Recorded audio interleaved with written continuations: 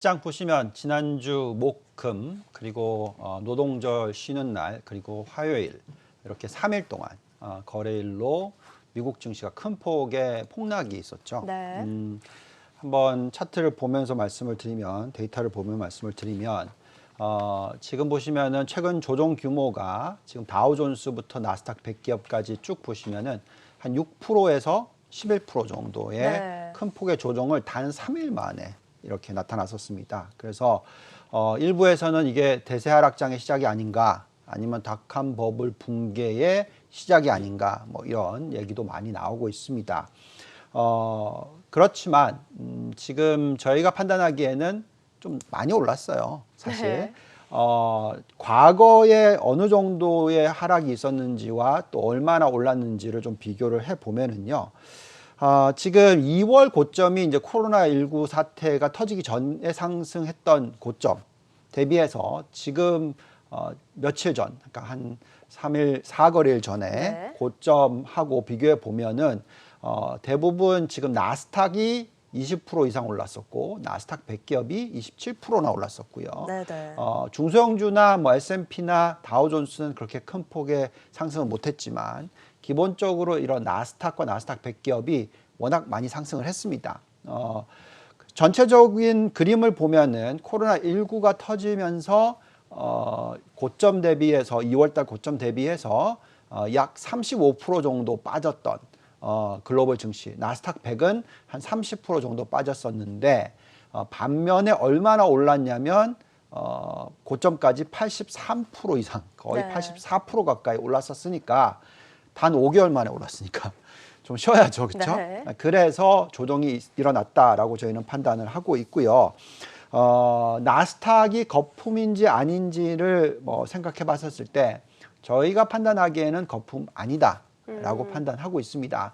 앞으로 추가적으로 상승할 수 있는 여력이 있다라고 생각하고 있고, 자, 이 부분에 있어서 오늘 좀 더 자세하게 짚어드릴 텐데, 지금 나스닥은 고점 대비해서 조정이 일어난 게 한 10.2% 정도 일어났으니까 이 정도 조정은 충분히 상승장에서 일어날 만한 정도의 조정이다라고 말씀을 드리겠고, 앞으로 추가적으로 조정이 일어날지는 뭐 정확하게 모르겠으나 좀 길게 보면은 이 조정이 정말 좋은 투자 기회가 될 수 있다라고 말씀드리고 있습니다. 네, 길게 보면 지금 이제 조정장이 좋은 또 투자 기회로 삼아볼 수 있는 기회다라고 이야기를 해주고 계십니다. 자, 그렇지만 이제 9월 18일 또 이제 미국의 선물 만기일이 다가오고 있습니다. 또 우려가 되는 부분인데요. 이 기준, 이제 9월 18일을 기준으로 또 전략을 다시 짜본다면 저희가 어떻게 또 투자에 임해볼 수 있을까요? 네. 사실 왜 이번에 조정이 왔느냐 네. 하는 부분에 있어서는 여러 의견이 분분한데, 만약에 이게 대세 하락장의 시작이 아니고 그냥 왔던 조정이다라고 생각한다면 그 이유를 얼마든지 찾을 수가 있습니다. 네. 첫 번째 이유가 지금 말씀하신 대로 9월 18일이 만기일이거든요. 네. 그렇기 때문에 그 전에 한 번의 조정은 좀 있어야 되겠죠.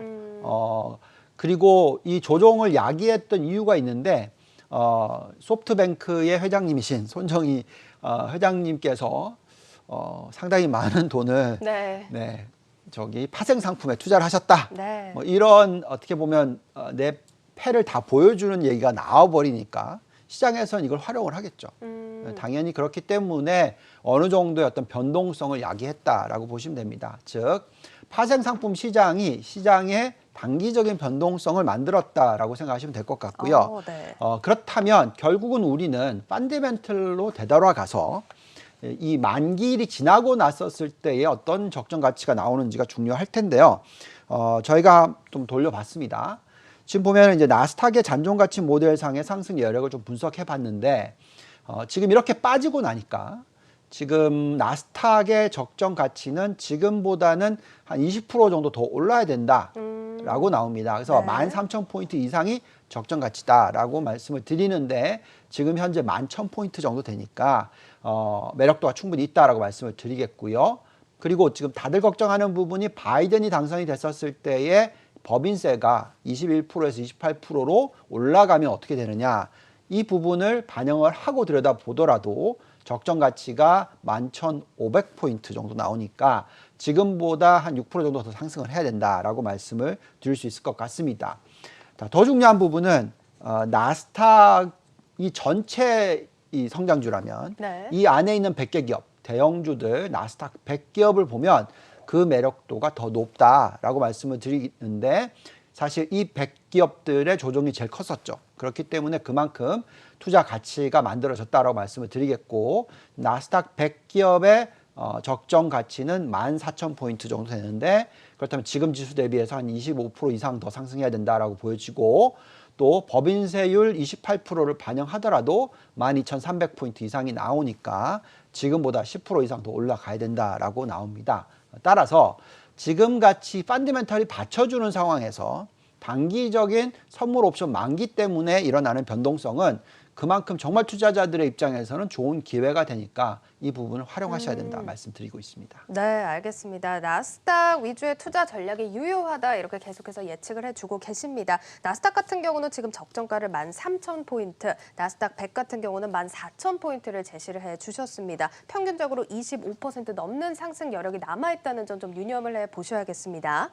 자, 이렇게 증시에서 사실 또 변동성을 보이는 부분이 달러 그리고 금리 추이일 텐데요. 이런 상황을 또 저희가 또 미뤄 짐작했을 때 시장 방향성을 또 어떻게 잡아볼 수 있을까요? 네, 정말 많은 질문을 받고 있는데 네. 똑같은 얘기가 이제 기술주 다 팔아야 되는 거 아니냐. 네.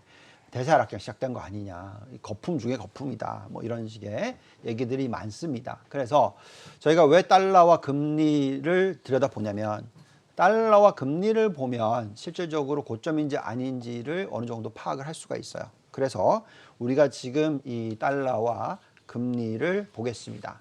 자, 우선 달러 지수 한번 보실까요? 달러 지수를 보시면은 103 정도 되던 네. 사실 추가적으로 계속 하락을 해서 지금 거의 뭐 90대 초반까지 내려왔었죠. 네네. 이것이 계속적으로 깨져 내려온다든지 아니면 달러가 큰 폭으로 반등을 해서 과거에도 말씀드렸지만 105 이상으로 올라간다든지 자, 이렇게 되면 어떻게 보면 이 거품의 끝이다 라고 말씀을 드릴 수 있을 것 같습니다. 그런데 지금 최근에 나타나는 현상은 93 정도에서 별로 변화가 없이 올라가지도 않고 내려가지도 않고 이제 옆으로 횡보하는 모습 보여주고 네네. 있어요. 자, 이런 상황에서는 고점이라고 말할 수가 없습니다. 자, 과거에 98년 10월부터 2000년 3월 닷컴 버블 일어났을 때의 달러 지수 한번 보실까요? 저게 나와 있듯이 일시적으로 달러가 약세로 갔었어요. 그래서 거의 90이 깨질 듯 말 듯 하는 정도까지 내려왔었다가 그 이후에 닷컴 버블이 일어나는 구간에 계속 올라서 얼마까지 올라갔었냐면 뭐 거의 110 근처까지 올라갑니다. 그러니까 즉 90대부터 110까지 약 달러가 20% 절상되는 구간에 그때의 닷컴 버블이 만들어졌다라고 말씀을 드리는데 지금 93이잖아요. 아직 110 가려면 멀었죠. 네. 105 가려고 해도 한참 멀었습니다. 그래서 자, 이런 상황에서는 우리가 뭐 굳이 차익 실현을 지금 해야 된다. 아니면 대세 하락장의 시작이다. 이렇게 생각하실 필요는 없다라고 말씀을 드리겠습니다. 그뿐만 아니라 금리도 마찬가지예요. 금리도 만약에 이제 거품이 붕괴되려면 사실 1.5% 뭐 거의 2% 이상 더 올라가야지 그때가 정도 끝이 아닐까 정도 네. 생각하는 것이지 지금처럼 계속적으로 0.7 이하에 있는데 이때부터 벌써 대세 하락장이 시작됐다라고 말씀드리기 어렵고요. 또 이런 모습은 빅스 지수에도 나타납니다. 빅스 지수가 큰 폭으로 올라가기는 했으나 지금 보시면 추세적으로는 어쨌든 윗꼬리를 달고 내려오는 추세입니다. 그래서 이런 상황에서는 대세 하락장이 시작됐다라고 볼 수가 없고요.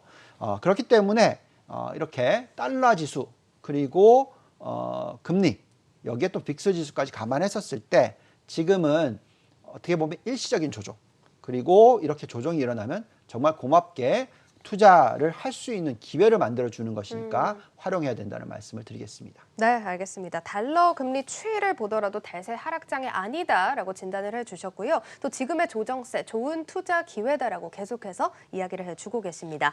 자, 그리고 이제 아마 가장 관심이 많으실 것 같은데요. 기술주에 대한 점검 한번 들어보도록 하겠습니다. 그중에서도 테슬라 얘기를 좀 안 할 수가 없는데요. 테슬라 사실 이전에 정확한 또 전략을 또 이야기를 해주셨습니다. 정말 말씀해주신 대로 단기적인 조정세에 좀 대응을 해보자라는 의견에 맞아 떨어지는 상황인 것 같은데 여태까지 좀 이야기를 해주셨던 부분 다시 한번 짚고 넘어갈까요? 네. 자, 테슬라에 대해서 한번 짚어보겠습니다.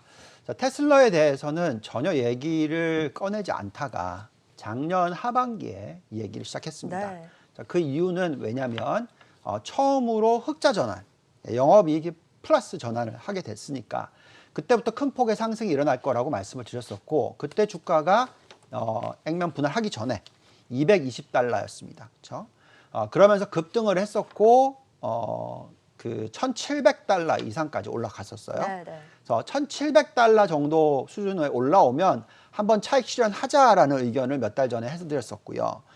실질적으로 1,730불이 적정 가치라고 나왔었는데 이 가격이 1,794불까지 올라갔었고 그 이후에 한 번의 조정이 옵니다. 그래서 그 조정이 얼마까지 내려갔었냐면 1,400달러가 깨지는 현상이 나왔었죠. 네. 자, 그렇게 이제 조정이 고점 대비해서 한 20% 가까이 일어나면 또 그때는 다시 펀더멘탈한 스토리가 망가진 게 아니니까 그럴 때는 또 다시 매수를 해야 된다고 말씀을 드렸고 1,400달러 때부터는 또 다시 매수. 자, 그리고 나서 주가가 또 급등을 했죠. 네. 얼마까지 올라갔었냐면 2,000달러를 돌파를 하는 모습 보였었죠. 네. 자, 그래서 또 2,000달러 이상까지 올라왔었을 때 저희가 또 모델을 돌려보니까 네. 적정 가치가 얼마가 나왔었냐면 2,029달러 정도 나왔습니다. 네, 자, 네. 그래서 자, 이 정도면 액면 분할 때문에 주가를 추가로 올린다면 또 한 번에 절반 정도는 차익 실현을 하자라는 말씀을 드렸었죠. 네. 그래서 근데 좀 너무 빨리 말씀을 드렸나요? 왜냐하면 2,000달러가 아니라 2,500달러까지 갔었잖아요. 네. 그렇죠? 액면 분할 계산으로 하면 500달러까지 갔었기 때문에 추가적으로 25% 정도가 더 올라갔었죠. 근데 어쨌든 그때 그 구간에서 절반 정도를 차익 실현을 하셨으면 우리가 예상했던 정도의 또 조정이 왔습니다. 네. 자, 조정이 500달러부터 지금 정말 많이 내려갔었을 때가 지금 330달러 미만까지 내려왔으니까, 그렇죠? 그래서 결국은 여태까지는 어떻게 보면 잘 맞아떨어진 전략이었다라고 말씀을 드리겠습니다. 네, 알겠습니다. 테슬라에 대한 상황 이렇게 또 이야기를 자세하게 나눠봤습니다. 그렇지만 또 중요한 게 테슬라 앞으로 또 어떻게 대응을 해야 하냐라는 또 방향을 잡아보는 걸 텐데요. 테슬라의 상승 여력부터 전망까지 좀 상세하게 짚어보시죠. 네. 제가 이제 그 액면가 분할하기 전에 2,029달러 이상에서는 한번 절반 차익 실현을 또 하자, 두 번째로 말씀을 드렸었을 때 많은 분들이 틀렸네라고 얘기를 하셨어요. 네. 왜 더 올라갔으니까. 네. 근데 중요한 건 이제 지금은 떨어졌죠. 330달러가 깨지는 현상까지 일어났었고, 그리고 이제 그런 현상이 일어났기 때문에 저는 또 다시 지금은 적극 매수하셔야 된다라고 또 말씀을 드립니다. 네. 이게 핵심 포인트가 뭐냐면 전체적인 큰 그림의 변화가 없다라는 거죠. 네, 네. 자, 큰 그림은 무엇이냐? 테슬라라는 종목은 전기차로서 앞으로 시장 점유율을 크게 늘려갈 것이다 라고 말씀드리고 있고 또 더 중요한 것은 전기차로서 플랫폼화를 해낼 수도 있다 라고 말씀을 드리고 있어요. 그렇다면 실질적으로 테슬라 가격이 액면 분할하기 전으로 계산을 하면 네. 5,000달러도 갈 수 있습니다. 어. 그러면 액면 분할을 하고 나서의 계산하면 1,000달러 정도 되는 거죠. 그리고 지금 현재 시점에서 저희가 잔존가치 모델상으로서 좀 돌려보면 매력도가 충분히 있다라고 말씀을 드리는데 어쨌든 지금 올해 연초 대비해서 정말로 많이 올랐었으니까 그렇죠? 그렇기 때문에 좀 차익 실현을 해야 되는 부분이었다라고 말씀드리고 지금 저기 나오는 것은 옛날에 보여드렸던 내용입니다. 2,029달러 이상에서는 한번 차익 실현하자 그때였고요. 지금 또 다시 좀 보여주시죠. 현재 지금 들여다보시면 고점이 얼마에 형성이 됐었냐면 네네. 바닥 대비해서 자그마치 600%나 올랐었을 때에 네. 500달러까지 갔었으니까 그렇다면 좀 쉬어가야 된다라는 얘기를 해드렸던 거고요. 최근 조정이 지금 34% 이상이나 일어났으니까 그렇다면 충분히 지금 다시 재진입해도 되는 시기다라고 말씀을 드리겠습니다. 그래서 지금 현재 시점에서의 어떤 적정 가치를 저희가 잔존가치 모델로서 돌려보면은 이제는 앞으로 추가 상승 여력이 적정 가치가 약 한 444달러 정도 나옵니다. 네. 그러니 지금 현재 어저께 한 10% 급등했죠. 그랬는데도 아직 지금 주가가 350달러 정도 되니까 추가적으로 충분히 30%대 상승 여력이 있다라고 말씀을 드리겠고요. 그리고 미래 가치를 봤었을 때 2023년과 2024년에 예상되고 있는 ROE를 넣고 계산해 봤을 때의 적정 가치는 593달러 정도 나오니까 이번에 다시 상승을 하기 시작하면 뭐 언젠가는 600달러는 도달할 것 같다라고 보여지니까 네. 지금의 주가가 350달러면 충분히 상승 여력이 있다라고 말씀을 드립니다. 또한 우리가 지금 걱정하고 있는 이 바이든 당선이 됐었을 때의 법인세 인상 부분을 반영을 하더라도 네. 지금 여기에 나와 있듯이 적정 가치는 394달러 정도 나오니까 지금 가격보다는 충분히 올라갈 수 있는 여력이 있다라고 말씀을 드리겠고, 그래서 9월 18일까지 어떤 변동성이 있을 수 있으니까 어떻게 보면 저가 분할 매수 차원으로 테슬라를 들여다보시기 좋지 않을까라는 말씀을 드리겠습니다. 네, 장기 성장성에 대한 믿음은 크다라고 단언해 주셨고요. 이제 적정가로는 444달러, 최대 장기로는 600달러까지 보고 계신다라는 의견 참고를 해보시면 좋겠습니다. 자, 테슬라 많은 분들이 대응 전략 궁금해하신 만큼 자세하게 살펴봤고요. 또 이제 다른 기술주 종목들에 대한 관심도 많으십니다. 또 짚어볼까요? 네, 자, 우리는 이 테슬라를 포함해서 총 9개 종목을 자세히 들여다봅니다. 왜 그렇게 하냐면 정말로 시장의 꼭지가 어느 정도의 형성이 될까가 좀 궁금하기 때문에 대장주가 이제 더 이상 정말 거품의 거품이다. 자, 그러면 이제 투자를 하면 안 되죠. 네. 근데 이 대장주들이 아직 멀었다라는 결론이 나오면 우리는 좀 안심을 하고 투자를 임할 수가 있습니다. 그래서 이렇게 테슬라뿐만이 아니라 나머지 8개 종목에 대한 매력도를 짚어봐야 될 것 같습니다. 네. 그래서 제일 먼저 우선 페이스북을 보면은요. 지금 아직도 50% 정도 더 올라가야지 적정 가치다라고 나와요. 여기에 지금 법인세 28%를 반영을 하더라도 추가적으로 30% 정도 더 올라가야지 적정 가치다라고 나오니까, 자, 그렇다면 좀 마음 편하게 이번에 조정이 있을 때 충분히 저가 분할 매수할 수 있잖아요. 그렇게 반응하시면 될 것 같고요. 네네. 자, 그다음 애플을 보시면 애플은 더 놀랍죠. 애플의 상승 여력은 지금 70% 이상이 나옵니다. 네. 그만큼 지금 조정이 많이 일어났고 그 이유는 미중 무역 전쟁 때문에 그렇습니다. 네. 그래서 아까 뭐 디즈니 얘기 나오셨는데 네. 사실 애플도 중국에서 매출이 제법 크죠. 그렇기 때문에 이런 조정을 받았고요. 그렇지만 지금 상승 여력이 굉장히 높다라고 말씀을 드리겠고, 여기에 법인세 28% 반영하더라도 지금 47%대 매력도 있다라고 말씀드리겠습니다. 자, 그 다음은 넷플릭스인데요. 넷플릭스의 상승 여력도 지금 59% 나오고 있고요. 지금 법인세 28% 반영했을 때 38.8% 정도 나옵니다. 여기에 만약에 디즈니가 좀 어렵다? 그러면 뭐 수혜도 받을 수 있겠죠. 반사 이익이 있을 수도 있다고 판단이 듭니다. 자, 그 다음은 엔비디아.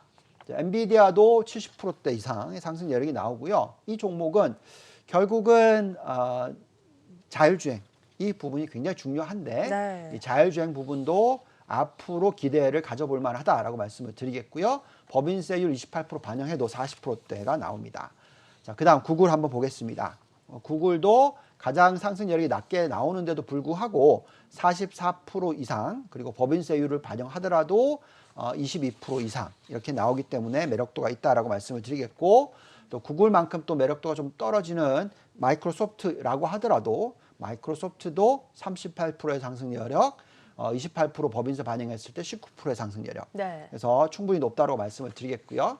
그 다음에 우리가 계속적으로 매력이 있다라고 말씀드리고 있는 아마존 보시면 57% 상승 여력, 법인세율 반영했을 때 33% 상승 여력. 자, 그 다음에 다들 또 줌 비디오 이거 조정 크게 일어날 수 있다라고 많은 이들이 걱정하시는데 저희 판단에는 매력도 상당히 높다는 판단 듭니다. 지금 상승 여력이 60%대 나오고요. 이 법인세율 반영하더라도 50%대 상승 여력이 나오니까 그만큼 매력이 있다라는 말씀 드리겠습니다.